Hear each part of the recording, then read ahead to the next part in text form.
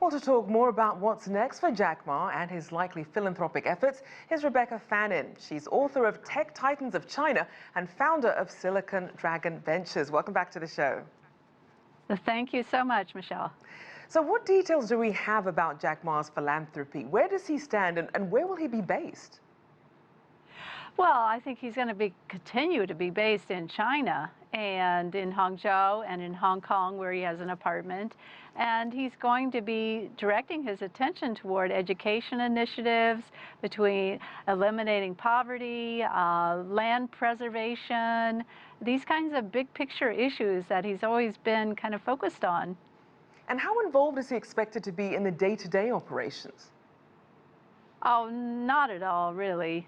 Day-to-day operations are turned over to a new team, and Jack has really not been involved in day-to-day for quite some time. He's the champion, he's the face of the company, and obviously him stepping down, it will have an impact on Alibaba, but I don't think it's going to be, like a very abrupt kind of change.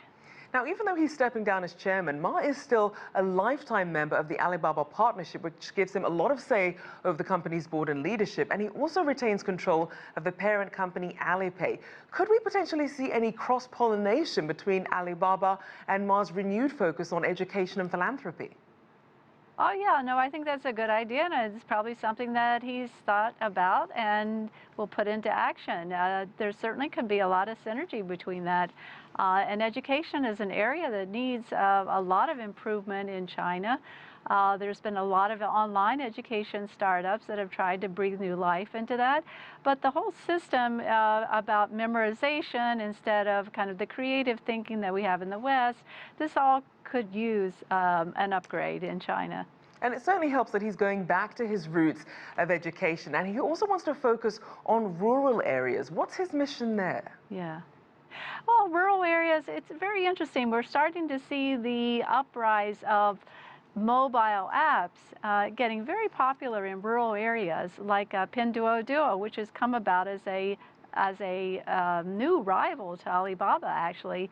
It's in mobile commerce. It's creating a new idea of socializing and mobile and shopping all at the same time.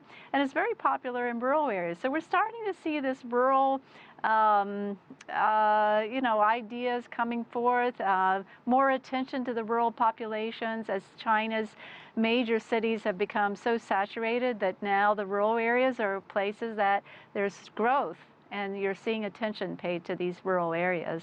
And we certainly saw him referring to children as the kings and queens and really having that focus there. What do you think, based on his philosophy, that he really wants the next generation to learn?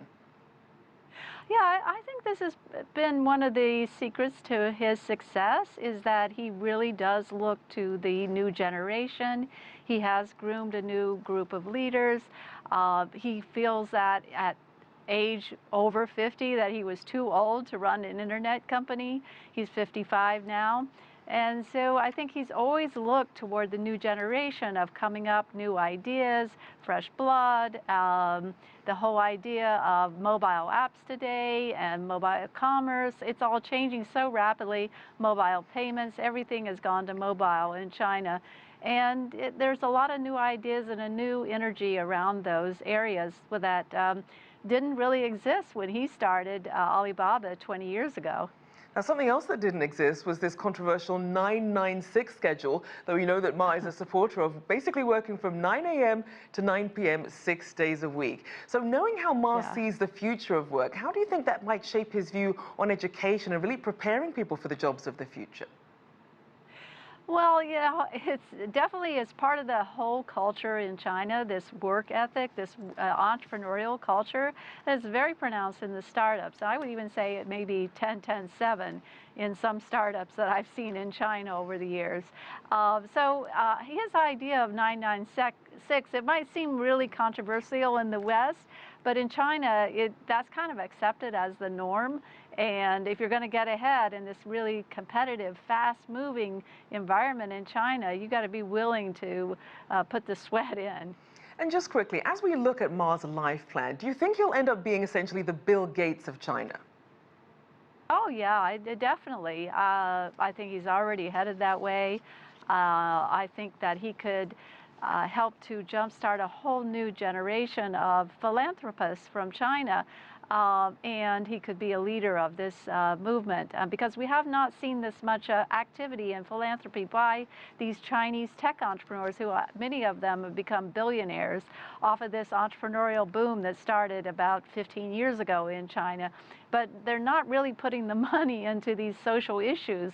They're putting the money into doing new startups. And so I think Jack Ma will be a pioneer in this area. All right, Rebecca Fannin there, author of Tech Titans of China and founder of Silicon Dragon Ventures.